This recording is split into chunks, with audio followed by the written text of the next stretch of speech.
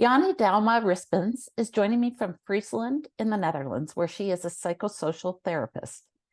She recently published Cancer Opportunities to teach people how they can use this diagnosis of cancer to support healing for a better life. She is a certified practitioner in logosynthesis, and her book describes how logosynthesis supports a healing journey. Thank you for joining me, Jannie. I look forward to this conversation. Thank you for inviting me, Cathy. It's great to be here. So to start, how were you introduced to logosynthesis, and what made you curious to learn about this model? Well, it was in 2016, 2017 when I followed my first course in logosynthesis. And 6 weeks later, I was in Ireland for the second course because it really appealed to me. Using words, and logosynthesis means words that are connecting again. And I can't imagine life without words. They are very important for me. When my children were little, I often said to them, be aware of the words you use because they come back to you. I know that saying from my mother. Yes. Okay. So it's and for me, books are very important to read and to find words to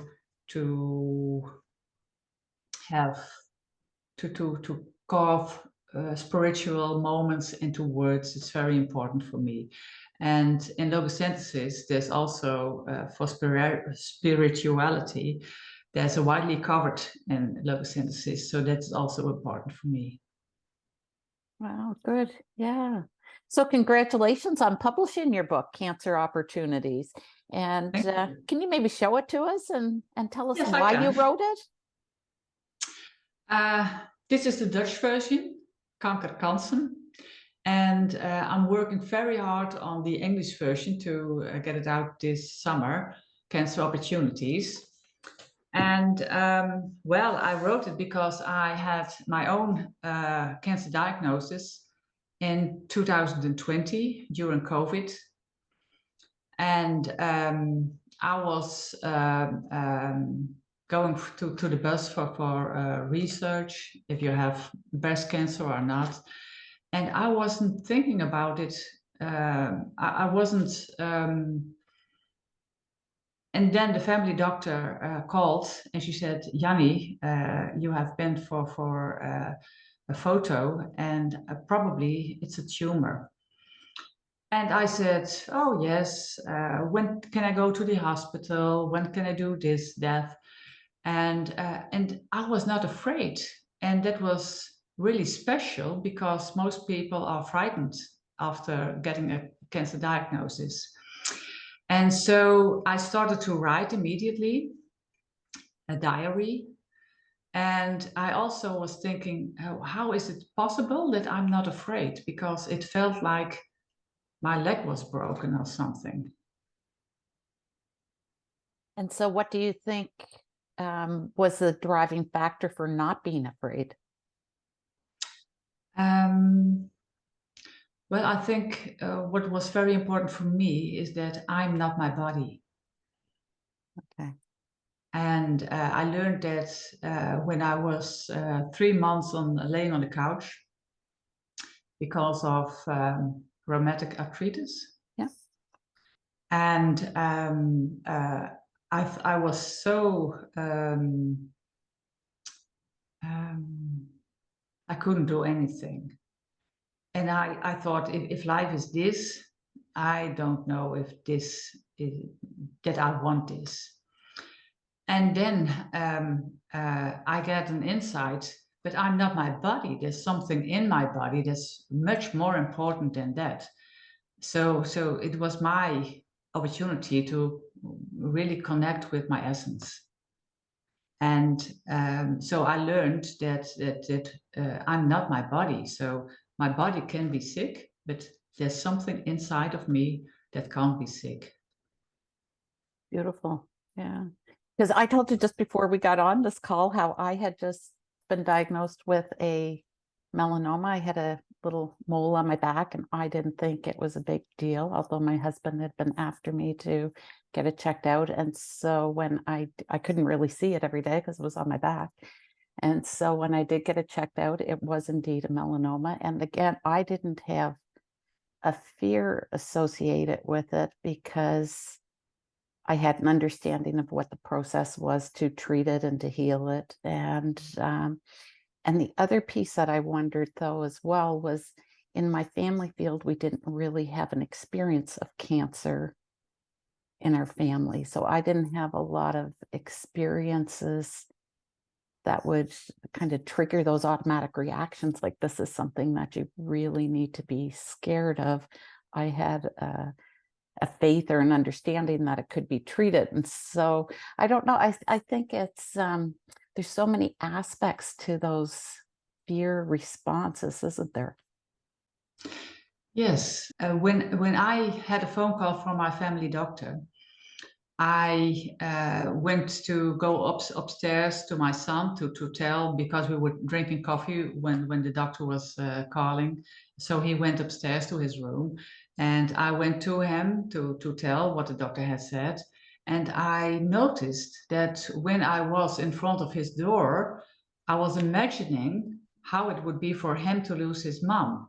And then I got scared. And then I realized how important it is to stay with your own energy, because I felt some frightening moments when I was stepping in the shoes of other people.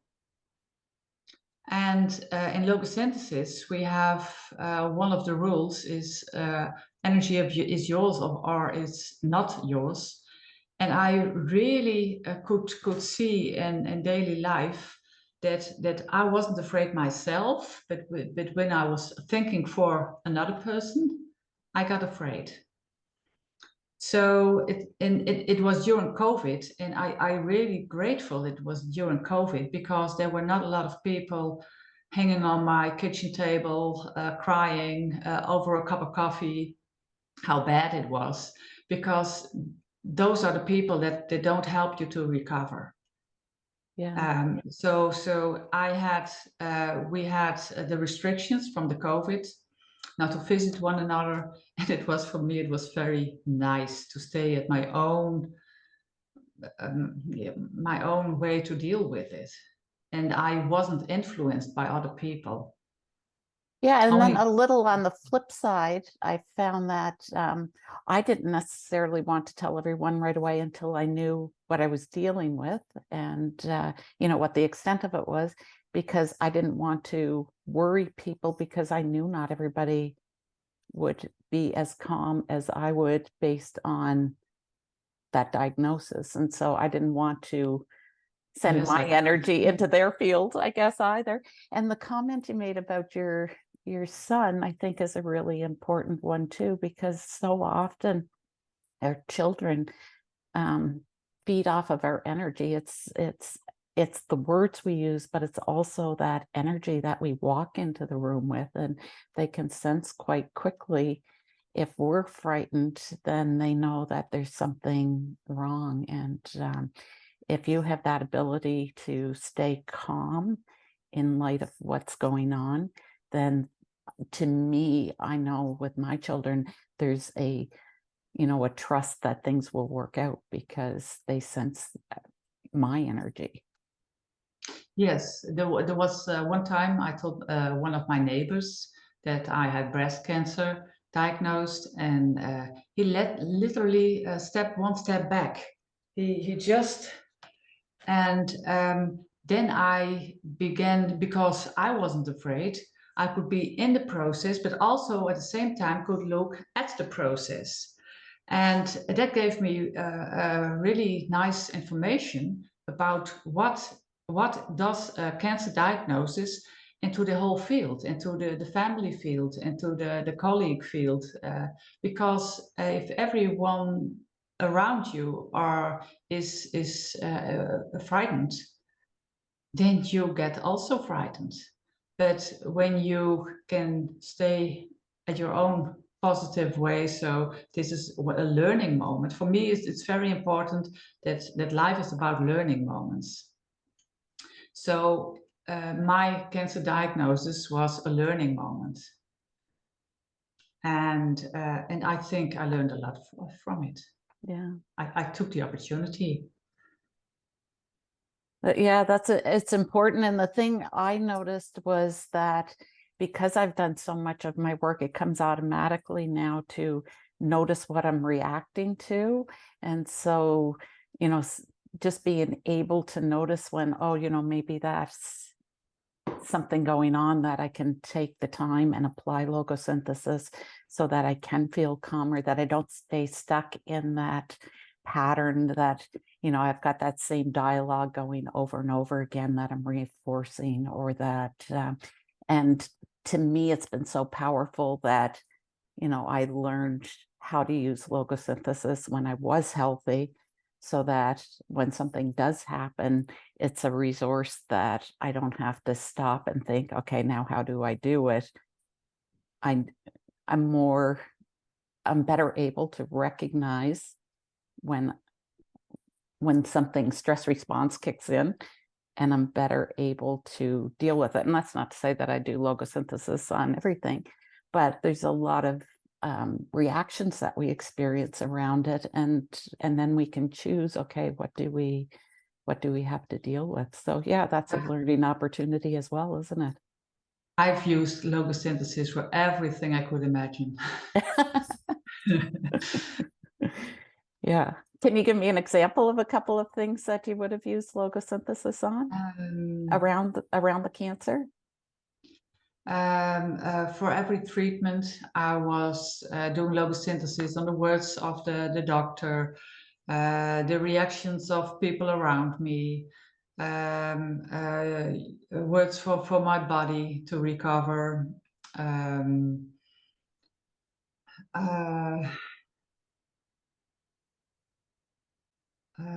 For the radiation therapy, for the operation, even when I was laying in the bed before the operation room, I did logosynthesis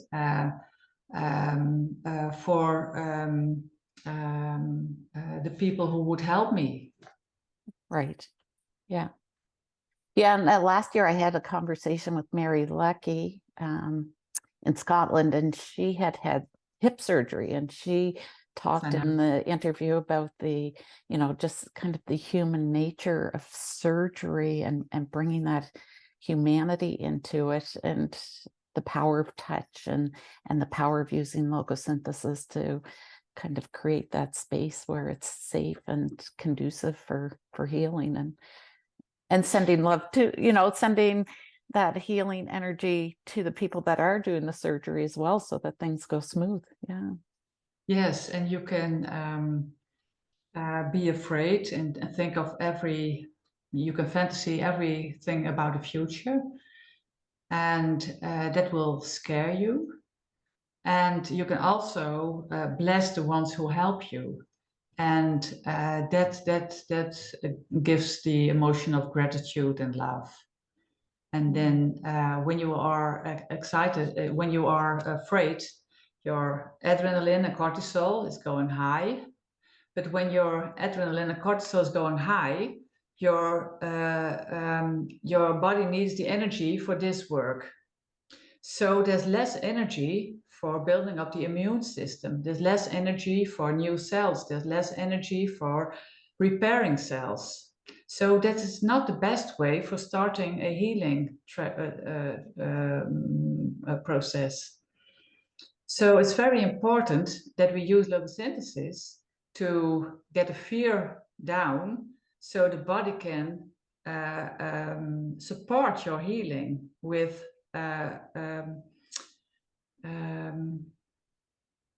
send energy to the immune system, that there can be energy for making new cells. So it's very important that there is less fear around cancer. Because it really supports the recovery process, doesn't it? Yeah. Yeah. Yes, because fear is an emotion. You think about things that frighten you, but it also is important for your body, because there are fear processes going on in your body which don't help you with your healing process. Right. Yeah. So it's not only an emotional thing or a thought thing. And I thought you described it so nicely as you presented your journal in the book. So yeah, maybe what I'll ask is, in the book, you present it in 4 sections, and one is a journal of your experience. Can you Yes, tell us about the 4 sections and what each section provides the reader? Yes. The book has 4 parts, and the first section is my personal journey, and it's really easy to read, and the reader can see how I deal with it, but also my family members are dealing with it, and they got a real insight of what's happening in the system when there is a cancer diagnosis. And then I was asking myself, how is it that I'm so positive, that I have no fear myself? And I tried to figure out how come. And the results that resulted in the second part of the book, it's full of physical, emotional, social, and spiritual opportunities to live more aware. And I myself walked a lot after the diagnosis to be in the best condition before the treatment started. And I was operated on, it was beginning of December when I got the diagnosis. And I had the first operation, and also the last operation, on the day before Christmas. And yes, they called from the hospital, do you want to be operated the night before Christmas? And I said, it's all right. But You just want it gone, eh? Yes, and there weren't visitors allowed during Christmas, so I had a new jogging outfit for Christmas, so it was well with me. But on January 5 or 6, I walked 10 kilometers. It was 6.5 miles, and it didn't cost me. It really ran smoothly. Wow. So to get ready in good physical condition, that helped me. That is one thing you can do to help your body to recover. And the third part of the book is about how to apply logosynthesis yourself to all kinds of parts of this journey after the diagnosis, and how to use logosynthesis during all moments of the healing process. So I'm also giving self-coach courses for people who don't know anything about logosynthesis. And I found out that a lot of people find it difficult what to put on the X in the sentences. And so I have a lot of example sentences in the book, and you feel which one you have to use. So I hope I'll make it easier for people to use also the book as a self-coach book for using logosynthesis. Yeah, because often when it's talking about, what can you use it on, it's pretty much anything that bothers you, right? Anything that's causing stress. But people can really benefit from having some real life examples of what that looks like. Yeah. Yes, and the fourth part of the book is written for people in the social network, how they can self adjust their fears downward with logosynthesis, and what can they do concretely for their loved one who has to deal with cancer, because you're part of a system, and it's very important that your system supports you. And when your system is your loved ones are all very scared, it blocks your own path.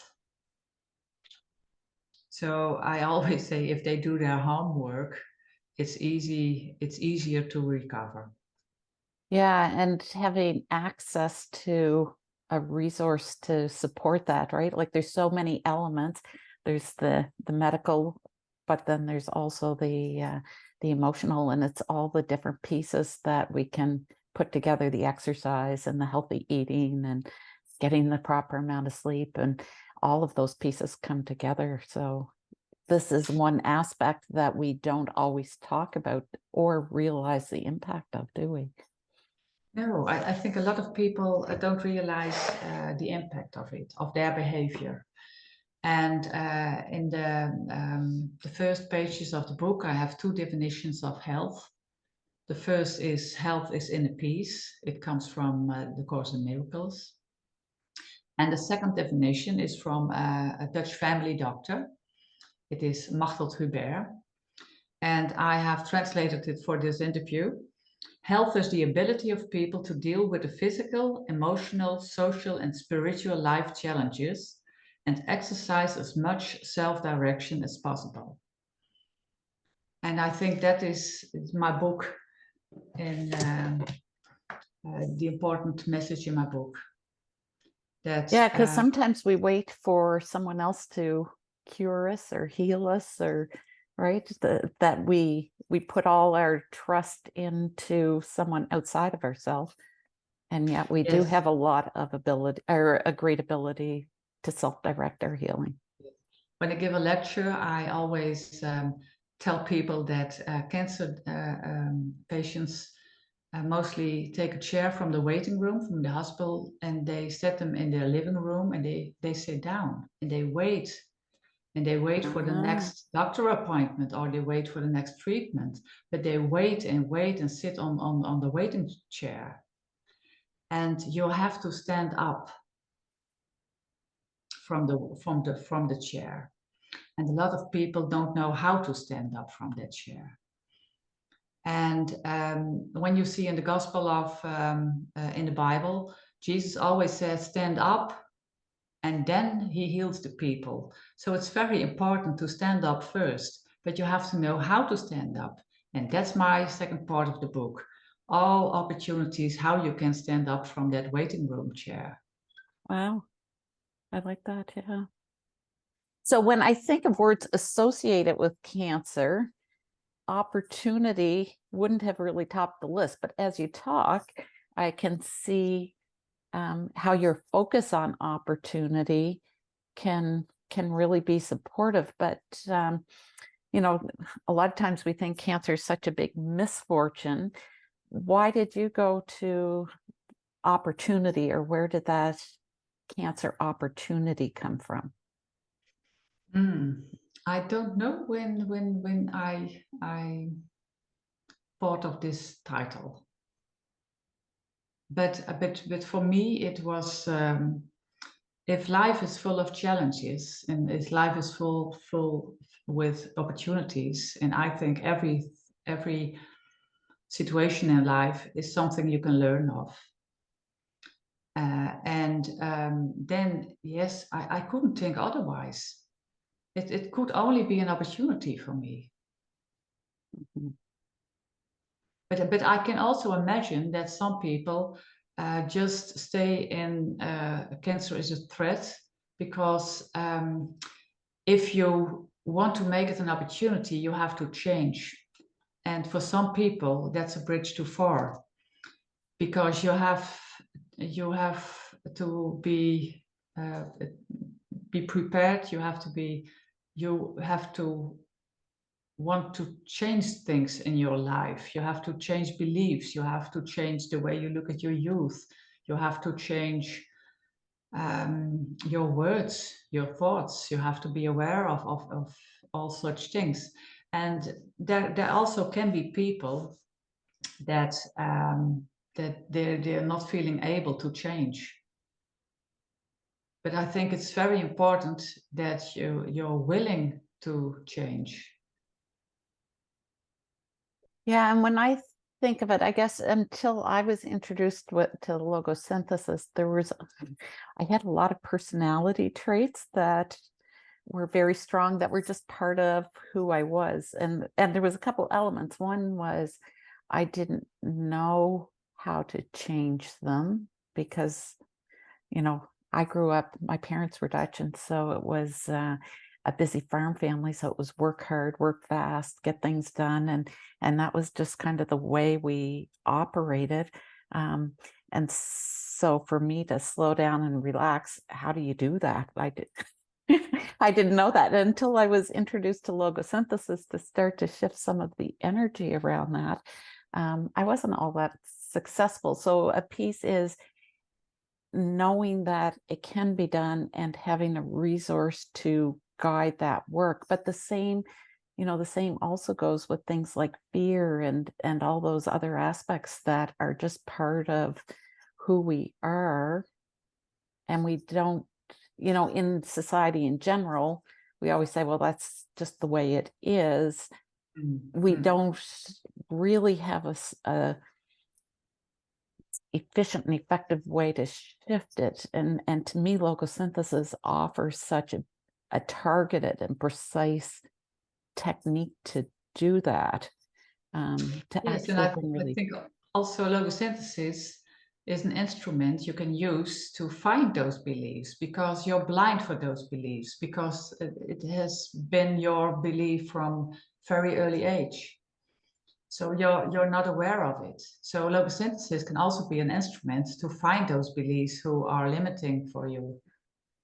Yeah, one of the challenges I always say with beliefs is that why would I ever change something if I believe that's the way it has to be? Like if I believe I have to work hard, or if I believe that cancer is going to be dangerous, then if I believe that, then how do you change that belief, right? And so with logosynthesis, we shift the energy in the belief so that it loses that charge that keeps us locked in that way of thinking. So, and then when that charge is gone, then we can see more options. So, maybe there are other ways to go through this life type thing. Yeah. Yes, and for me, myself, it was very important that I could discover such beliefs, thanks to logosynthesis. Yeah. And so can you maybe describe some common areas where people struggle with the cancer diagnosis and how logosynthesis can be used to bring relief? Well, that can be very different. Some people have energy that is frozen in the diagnosis moment. It can be the X-ray that they see. It can be the words of the doctor. It can also be the reaction of their loved ones, their partners. If they cry desperately, that can be a greater impact than the whole cancer diagnosis.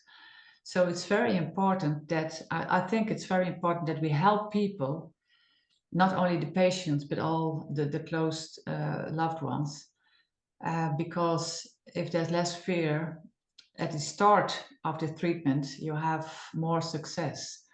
And I think a lot of people start treatments when they are still in shock. So their body won't support their path. Yeah, and so if we think of treatments and what available treatments are out there, I know, like if I searched the internet and looked up alternative medical treatments for cancer, even if you look at the Mayo Clinic here in the States, I guess, they really offer a wide range of supports to reduce stress and anxiety. And so it's things like massage therapy, cognitive behavior therapy, exercise, yoga, and meditation. But you don't really see anything out there that says watch your words or choose your words wisely. I guess that's what our mothers would tell us, right? And but a lot of that, whether it's because it isn't scientifically proven or whether it's hard to measure because until now we don't have a precise way of working with it. What is it around the words that you feel we have an opportunity to work with, and can you maybe just comment on that in the medical system? Yes, words are very important. the word the doctor uses while telling you you're diagnosed, when the doctor says, "Oh, I've seen the tumor. I don't think you will survive." It is a number. There's only 5% that will survive. Then your energy is frozen in those 5%. Oh, I tell you a nice story. There was a woman who had Alzheimer, and she was told by the doctor that she had a tumor, breast tumor, and she had to live a few more months. But she has Alzheimer, so she forgot. And 6 years later, she died on COVID. So words are so important, and words create. And if you keep thinking repeatedly, my body has failed me, I'm going to die, your cells listen to those words.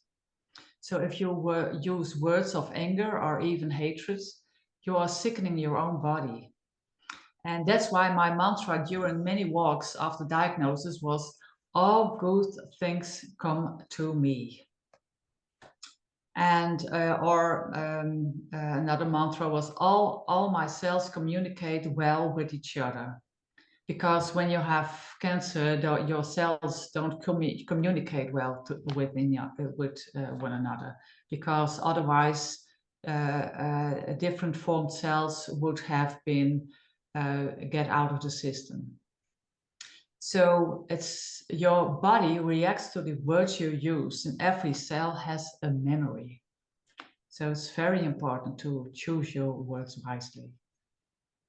Yeah, and if you think of cancer in the medical system, the focus in the medical system is on curing the cancer, right? So that we are cured, that it's removed from our body, and that we can then heal and recover. But in my sense, if we're not focusing on our own personal work, like we can't rely on the medical system to say the words for us or to choose our words for us, or like that is that self-directed component of health, I think. But sometimes I kind of wonder how much we're missing, because we need both, I think, and how much are we missing when we just put so much focus on the medical community to cure us. Yes, when I have a client as a therapist, and when I'm working with cancer patients, I always ask them at what point their lives went out of balance. And often that is well before the moment of diagnosis. And it's very important when your life went out of balance, because when you have experienced situations that have left a big impact, you have to deal with them first. If you move forward without processing these situations, without exploring the beliefs, your body stays out of balance, even if you're physically healthy.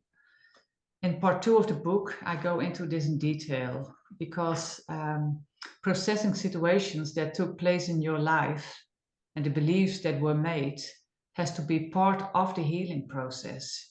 You have to process and you have to forgive. When you can't forgive whatever has happened to you, the resistance remains, and resistance blocks your healing. When you can accept that the past and the present moments, that it is as it is, then you are whole. So then you have found a peace that is greater than a physically healthy body. And that's why my first definition was health is inner peace. Nice. Yeah. You have to accept your life, what was happening in your life. And if you can't accept it, your body will go out of balance here or there. Yeah, and it's interesting, because at what point do we notice that we're out of balance, right? And so when I met Willem in 2013, I was curious, but I was in a really busy spot in my life, and I wouldn't say that I needed logosynthesis to heal anything or cure anything. I was just busy and had a lot on the go. But I really saw it, and maybe it's my background in dietetics where it's all about healthy lifestyle practices and that, but to be able to shift those triggers to my stress response so that I could feel calmer without overreacting or getting stuck in reactive patterns, to me that was powerful. But then a piece of that is doing that work before I get sick, right? So a piece of it is Yes. kind of working on it when we are sick.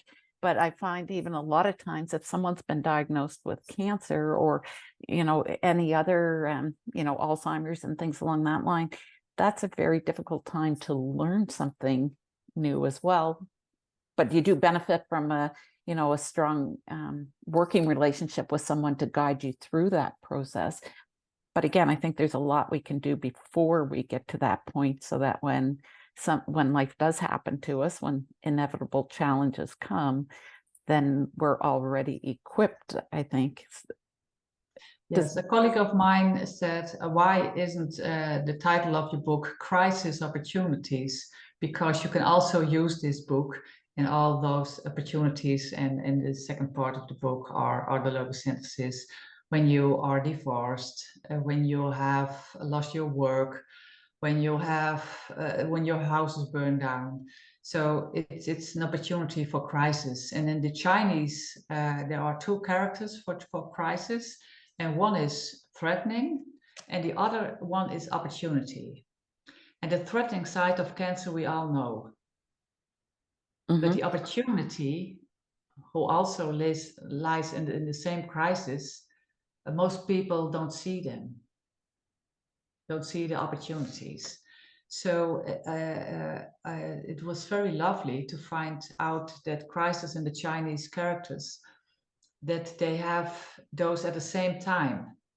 You can choose the threatening side of cancer, or you can choose the opportunity of cancer. Yeah, and when our stress response kicks in, like if we're stuck in a fight, flight, freeze mode, then it's harder to choose it as an opportunity, right? Like if we get stuck on that. But you can start moving, you can start being aware of what you eat. Yeah. You can, so I have opportunities on very different levels. I start with moving and eating, and then it goes on what words you use, and then finally, why are you here on earth? What are you here for? So it has different layers, and you can jump in. If you change your food, you also help your body. Right. Wow. So can you give us a bit of feedback about or a bit of a comment on the feedback you're receiving about your book?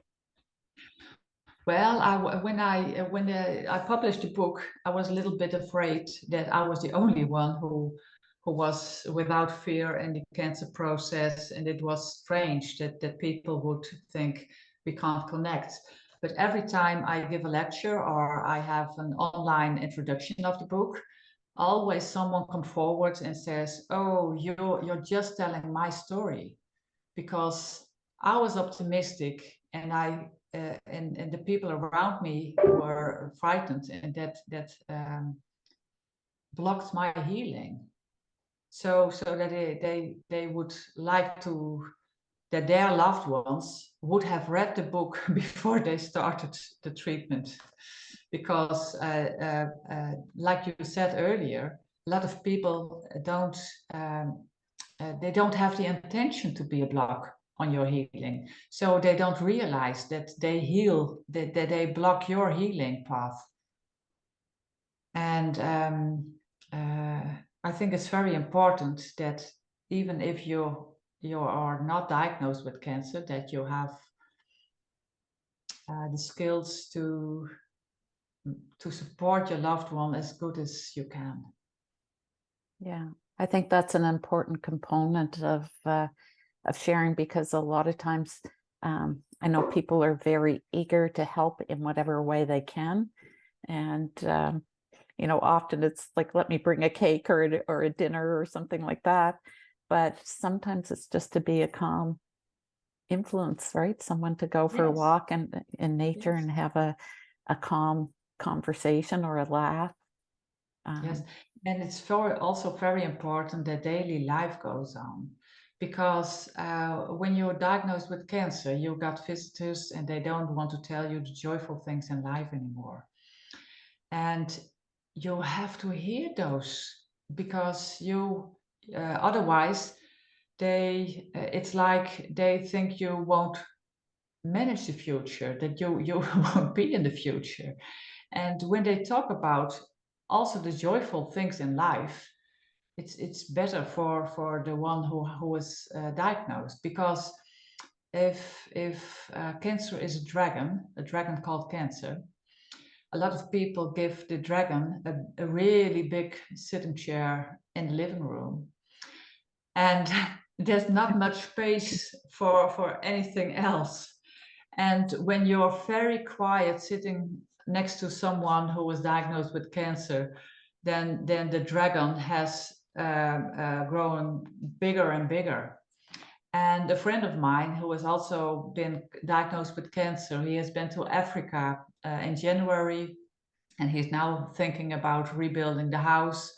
And I think he don't even has a chair for the dragon. It's such a dragon, and it's so important to go on with life, to make visualizations what you want to do. And people who have cancer in remission always have a goal for themselves. They know why they are alive and what they want to do.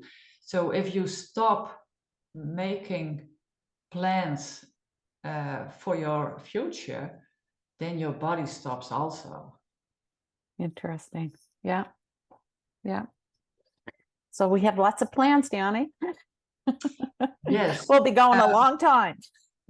When I was diagnosed with cancer, I was just moved to a new house, and there were fruit trees in my garden, and I saw a pear tree next to my kitchen window. And one time, that was the only time when I mentioned that fear was coming into me.